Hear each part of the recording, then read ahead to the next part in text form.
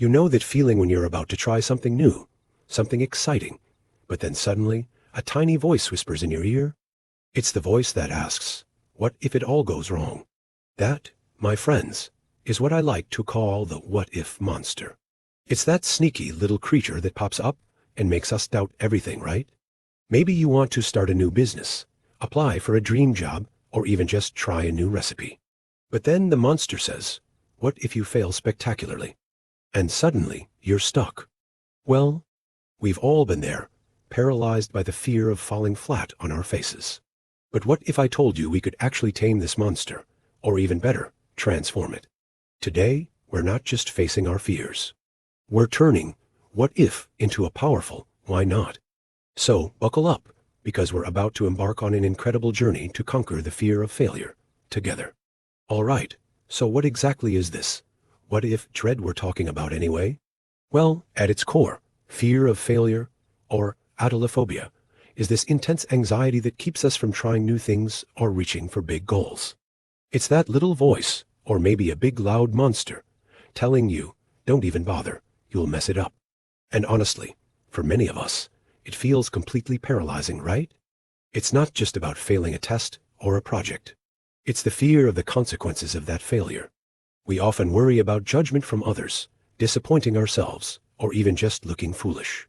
Where does this powerful feeling even come from? A big source is often societal expectations, like the pressure to always succeed and look perfect.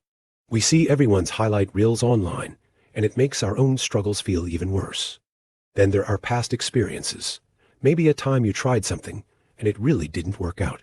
That feeling of embarrassment or disappointment can stick with us, making us hesitant to ever try again.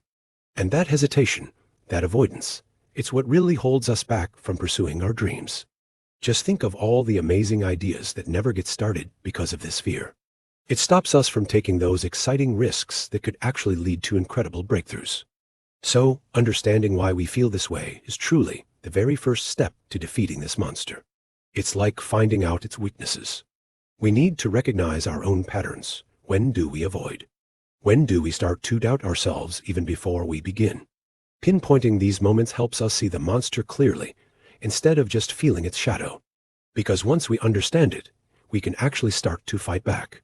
So, how exactly do we start fighting back against this fear of failure? Well, it all begins with a pretty dramatic shift in perspective.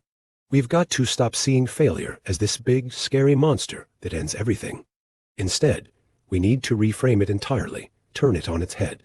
Imagine failure not as a brick wall, but as a stepping stone. It's like a little jump pad leading to the next level of the game, you know? Let me show you what I mean with a quick demonstration. Say I'm trying to invent the world's bounciest rubber chicken. My first attempt might just flop completely flat. Is that a failure? Not really, it's just data.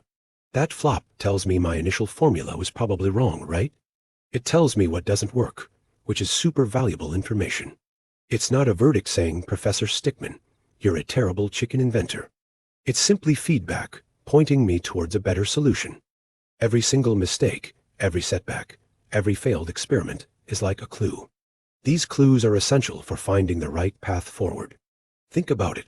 Without those failures, how would you know what to change? We'd just keep making the same ineffective bounciest chicken over and over. The real aha moment comes when you embrace this idea. When you realize that failure isn't an end, but just a different kind of beginning. It's the moment you stop saying, what if I fail? And start asking, why not try? Viewing failure as data, as a stepping stone, completely unlocks your potential for growth. It builds resilience because you learn to bounce back faster. It literally transforms obstacles into opportunities for improvement. So, now that we understand failure is just feedback, how do we actually use that data to move forward? Well, it's time to equip ourselves with the powerful, why not, toolkit. This isn't just about thinking differently. It's about doing differently. First up, let's talk about setting achievable goals. You know, it's incredibly common to have massive, inspiring dreams, right? But sometimes, those huge goals can feel really overwhelming and paralyzing, stopping us before we start. That's precisely why we need to embrace the power of small, conquerable goals. Think of them like tiny yet significant steps on a long staircase to your destination. Each successful step then becomes a little win, building confidence and vital momentum. For example, if you want to write a book, don't just aim for write a book next week. Instead, aim for write one paragraph today or outline chapter 1. See? Much less daunting and more achievable, isn't it?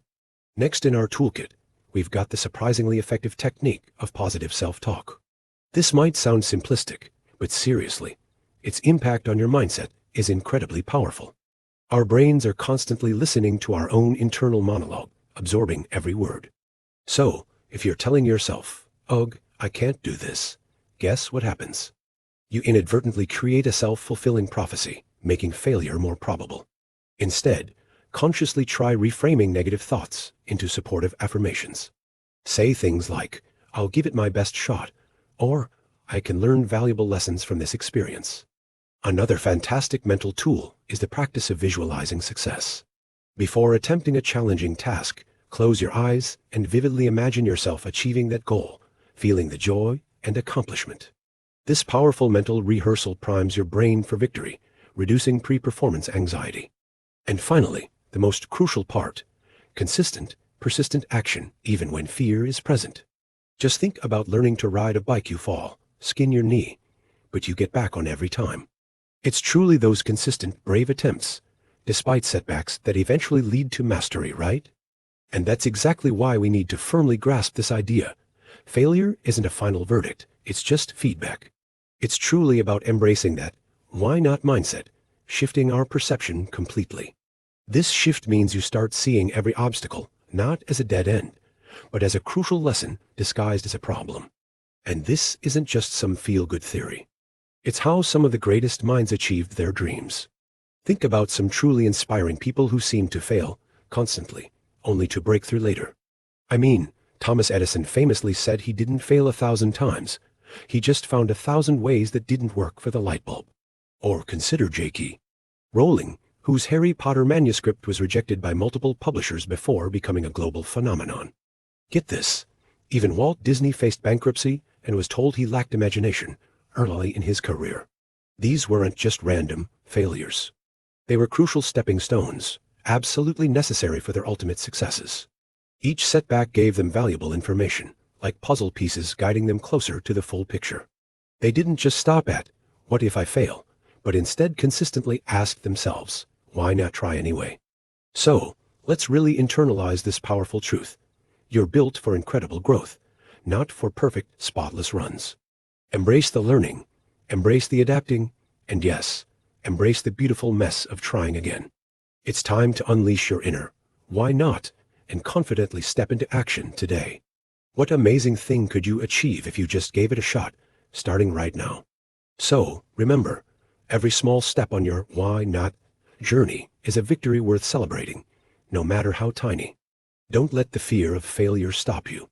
Just take that first brave leap. Seriously, you're capable of incredible things once you start saying, "Why not?" If this video inspired you, please give us a like and hit that subscribe button. And tell us, what's your "why not" challenge for this week in the comments below.